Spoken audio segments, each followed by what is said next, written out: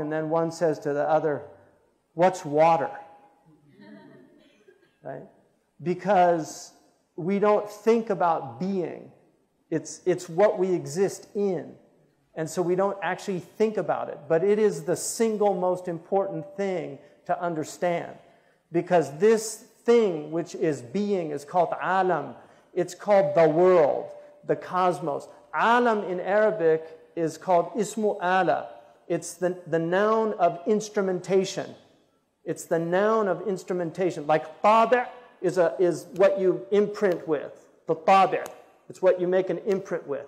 Alam is what you know by. It's the instrument of knowledge. That's why it comes from ilm itself. It's the instrument of knowledge. And so knowledge is the single most important thing that we do as human beings. Why? Because we are knowers by our very nature. This is what sets us aside from all the other animals. And this is why Allah says about people that don't seek knowledge, "Inhum kal an'am, bal hum adallu sabila." They're like cattle. No, they're even more astray. Why? Because a cow is being a cow. Its being is being fulfilled in its cowness. But a human that does not seek knowledge is not being a human, because it's not fulfilling its humanity as a knower.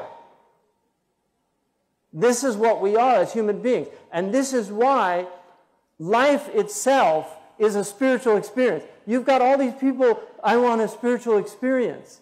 This is it, folks. This is the spiritual experience.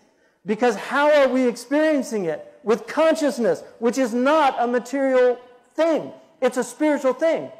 We're experiencing it through the senses, but the reality of our lives are spiritual realities. We're having a spiritual experience right now by simply being conscious. You don't need, if you want an altered consciousness, there's drugs for that. That's why people take drugs, because they don't understand they're already having a spiritual experience. They don't need drugs to have a spiritual experience. You don't need to jump out of a plane to have a spiritual experience. You don't need to be on Mount Kilimanjaro to have a spiritual experience. It's right here and right now. It's just simply being aware, being conscious, because this is an immaterial phenomenon. Consciousness is not a material reality. Because Allah subhanahu wa ta'ala, when He created the human being, خَلَقَهُ, right? مِن طِينٍ. He created him from teen. This is the body. It's made of mud, material matter, water and earth, which is the essential elements of this planet. Water and earth. 70% water, 30% earth. Like our bodies, 70% water, 30% earth. Allah created us min teen, right? But then He said, نَفَخْتُ فِيهِ مِن رُوحِي. I breathed into it from my ruh. So this is, when He talked about the nafs, the soul, He didn't call it teen. He said it came from His ruh. Because your soul is not a material thing. It's a spiritual thing. And it's your soul, through the vehicle of the body, that's experiencing the world.